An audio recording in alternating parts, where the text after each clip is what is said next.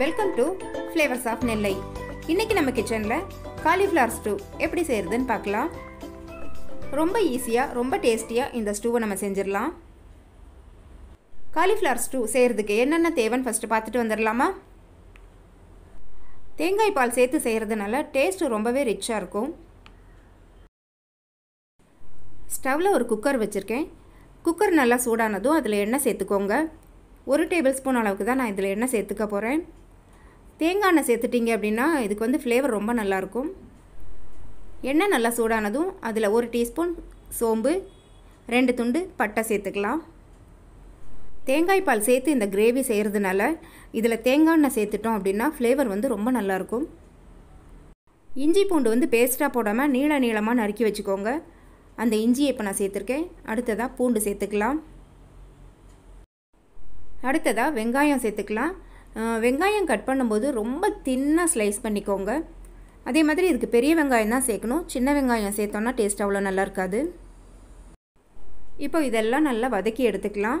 அந்த வெங்காயம்லாம் நல்லா டிரான்ஸ்பரண்ட்டாக வரணும். அந்த அளவுக்கு இதை வதக்கி எடுத்துக்கலாம்.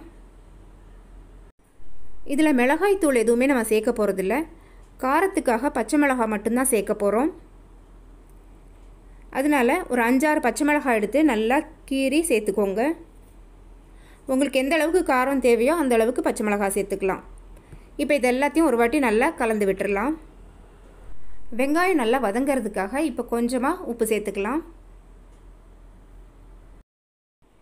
இந்த காலிஃப்ளவர் ஸ்டூ எதோடலாம் சாப்பிடலான்னு பார்த்தீங்கன்னா ஆப்பம், இடியாப்பம், சப்பாத்தி, பூரி, இட்லி இதோடலாம் சாப்பிட்றதுக்கு ரொம்ப நல்லாயிருக்கும். இப்போது க்ளீன் பண்ணி வச்சுருக்கிற காலிஃப்ளவர் இதில் சேர்த்துக்கலாம்.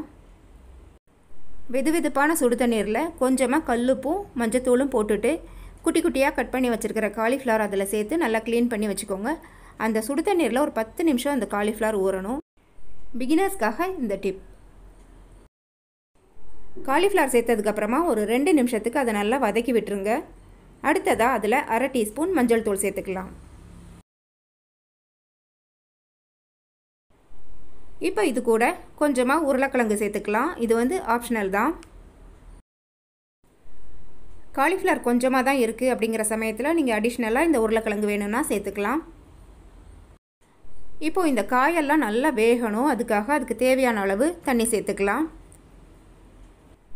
முதல்லையே தண்ணி நிறைய சேர்த்துறாதீங்க. தேவையான அளவு கொஞ்சமாக சேர்த்துக்கோங்க.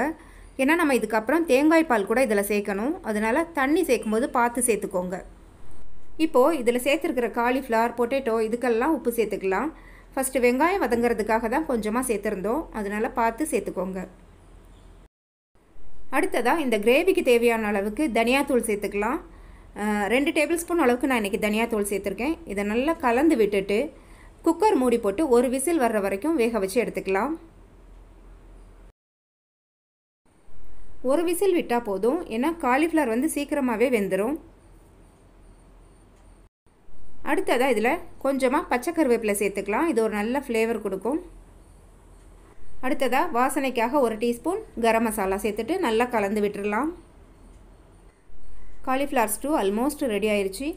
கடைசியாக தேங்காய் பால் மட்டும்தான் சேர்க்கணும். அதை இப்போ சேர்த்துடலாம். தேங்காய் பால் வந்து கொஞ்சம் கெட்டியான தேங்காய் பாலாக சேர்த்துக்கோங்க.